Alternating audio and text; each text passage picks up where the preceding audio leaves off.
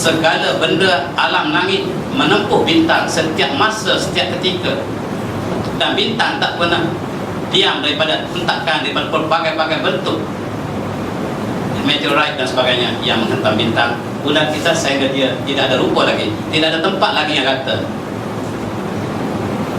Bayangkan kalau berlaku pada bumi, kita sudah mati semua. Tetapi Allah suruh kita berfikir, bulan yang kita lihat itu dihentam setiap masa daripada setiap penjuru, tetapi bumi terselamat. Kenapa? Ini barat tidak dapat menjawab. Sepatutnya bumi dihentam lebih dahsyat pada bulan, sebab bumi lebih besar pada bulan, tetapi tidak.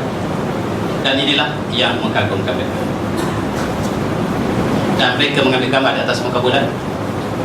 Mereka melihat ada satu rekahan yang besar di tengah-tengah. Kemudian mereka katakan, tak ada, kami ini tidak rekah pun. Sebenarnya kami buat rekah. Sebenarnya memang rekahan. Dan inilah yang mengagumkan mereka yang mengkaji. Sebab seolah bulan pernah pecah, kemudian disambung balik, tapi sengaja tak dirapatkan. Macam buah timun, kita potong dua, tapi bila kita tangkup dia, kita ada rejak sikit. Tidak betul-betul macam asalnya. Barangkali itulah hikmah ilahi. Dan apabila mereka disebut wan syaqqal qamar, bulan pernah pecah, dan mereka menafikan gambarnya. Sedangkan gambar ini mereka siapkan lebih awal dalam jurnal mereka. Seolah-olah keluar lava daripada perut bulan yang pernah pecah. Dan dalam sejarah Islam, Nabi Muhammad telah dicabar, Rasulullah telah dicabar oleh Quraisy.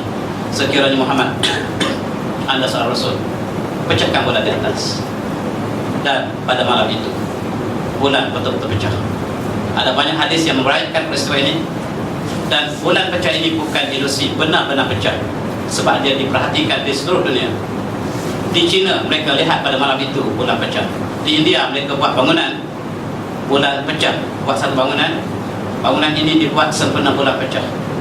Dan di Parsi mereka buat bangunan ini dibuat sempena bulan pecah. Pada malam itu di Malabar, pantai India, rajanya sedang berpesta.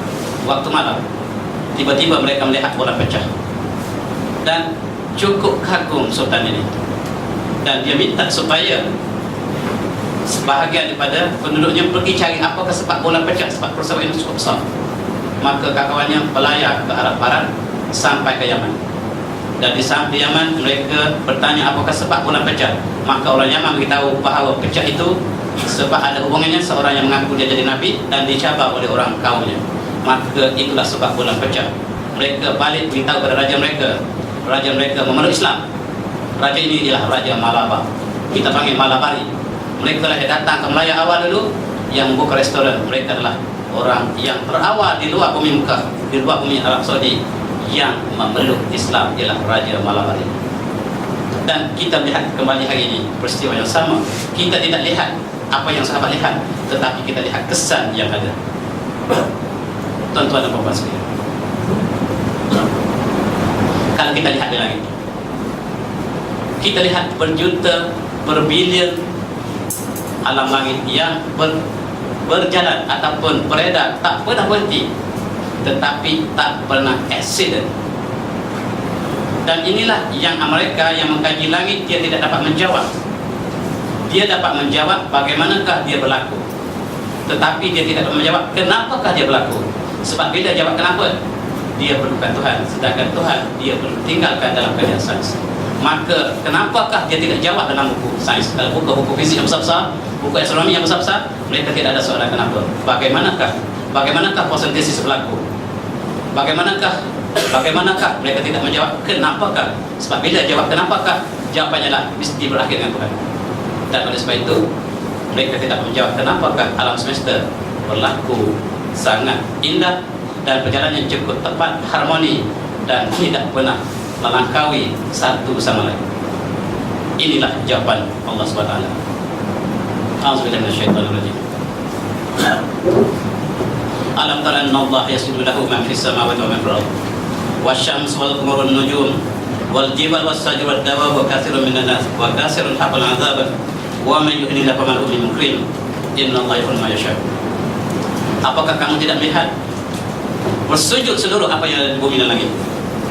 Bersujud apa yang ada di langit dan di bumi. Rupa-rupanya dia sedang bersujud. Kita lihat, kita bersujud, kita letakkan dahi kita tempat yang paling hina, ke atas lantai. Tapi alam langit bersujud, mereka mematuhi perintah ilahi supaya mereka beredar dengan tepat mengikut orbit masing-masing. Mereka tak pernah melampaui jalan yang telah ditakdirkan oleh mereka. Wasyamsu, matahari bersujud kepada ilahi dengan memancarkan cahayanya dan bergerak dengan arah yang telah ditentukan. Wal qamaru, bintang bersujud kepada Allah, bukan bulan bersujud kepada Allah. Wal nujum, bintang bersujud kepada Allah. Wal jibal, bukit yang perkasa itu sedang bersujud kepada Allah. Wad dawab, segala binatang melata bersujud. Wa katsirun minan nas, dan ramai manusia yang bersujud, termasuk kita mudah-mudahan. Wa katsirun haqqal azab, dan ramai lagi manusia yang tidak bersujud, yang berhak azab Allah ke atasnya. Wa may yuhinillah, siapa yang Allah hinakan dia, fama lahu min mukrim, tidak ada seorang pun yang dapat memuliakan dia kembali. Innallaha yaf'alu ma yasha, dan Allah melakukan apa yang dia kehendaki. Rupa-rupanya bukit bersujud, langit bersujud, bintang bersujud, bulan bersujud. Dan inilah hakikatnya yang kita kaji, ialah rupa-rupanya bukan law of nature sebagaimana yang Barat sebut, tetapi law of God ataupun sunnatullah tersebut. Inilah yang membezakan kita dengan mereka. Mereka sebut inilah undang-undang tabi'in, tak ada kena dengan Tuhan. Tetapi umat Islam, ulul albab mengatakan inilah sunnatullah yang berjalan kerana zalika taqdirul azizul alim. Inilah sebab ditakdirkan oleh Allah, Tuhan yang maha perkasa lagi maha bijaksana, lagi maha mengetahui.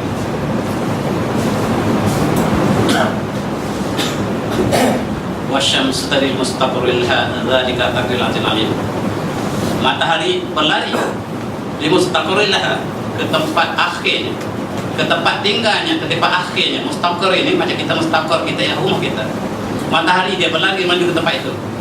Orang sains mengatakan ini solar effects. Al-Quran mengatakan mustaqarrin laha dzalika taqdirul azizul alim, dan itulah takdir ilahi yang maha perkasa lagi maha mengetahui. Selama ini para kata matahari tidak bergerak, tetapi Al-Quran mengatakan bumi berlari, matahari berlari. Memang berlari, laju. Dan matahari berlari bukan dia beredar, bukan dia marur, bukan dia murur, bukan dia beredar, tetapi dia berlari, dia turun naik. Dan hari ini kita lihat projektor yang dilakukan. Kita lihat bumi mengelilingi galaksi, galaksi berputar, dan matahari turun naik seperti orang berenang. Dan inilah barangkali disebut kullum fi falakin yasbahun, dan setiapnya sedang berenang di atas orbit masing-masing. Yasbahun ialah berenang. Kalau yusabihun, bertasbih. Yasbahun maknanya berenang, dan seperti orang berenang. Dan kalau kita lihat kuda berlari, kita ambil satu bahagian tubuhnya, kita letakkan titik, dan kita lihat titik itu bergerak. Dia bergerak, turun naik. Dan tajri ini digunakan untuk kuda antaranya. Dan begitulah matahari berjalan lagi. Dan hari ini kita lakukan superimpose exactly sama. Matahari berjalan, berlari dengan kuda berlari. Dan inilah yang mengagumkan mereka. Wasyamsu tadri mustaqarrin laha, dan matahari ini dia pergi kepada tempat akhirnya. Dan mereka panggil tempat akhir ini solar apex. Tempat yang paling tinggi matahari boleh pergi, maka apabila sampai di situ dia tidak boleh pergi lagi. Apabila sampai di situ dia kena patah balik, kata mereka, bukan saya kata. Kalau dia patah balik, kalau hari ini dia naik kepada timur, dia naik kepada barat. Kalau sampai kepada mustaqir, kalau sampai kepada tempat akhir dia tak boleh pergi lagi. Dan dia mesti pecah, hancur, ataupun dia akan kembali semula ke tempat asal dia datang. Dia datang daripada barat. Dan dalam ayat lain, yusabbihu lahu ma fis samawati wa ma fil ardh. Bertasbih kepada Allah seluruh yang ada di atas langit dan di atas bumi. Lahul mulku wa lahul hamdu, dan bagi Allah itulah segala kerajaan dan segala pujian bagi Allah. Wa huwa ala kulli syai'in qadir, dan Allah Maha berkuasa di atas segala sesuatu. Rupa-rupanya yang kita sebut, yang kita kaji berlaku dengan cantik indah ini, mereka sedang bertasbih. Yusabbihu lillahi ma fis samawati wal ardh. Mereka bertasbih. Yang lupa tasbih ialah manusia, haiwan, seluruh yang ada langit dan bumi bertasbih. Kadang-kadang turun datang dengan sirah madhi, sabbaha lillahi ma fis samawati wal ardh. Kadang-kadang datang dengan mudhari', yusabbihu lillahi ma fis samawati wal ardh. Semuanya menggambarkan bahawa seluruh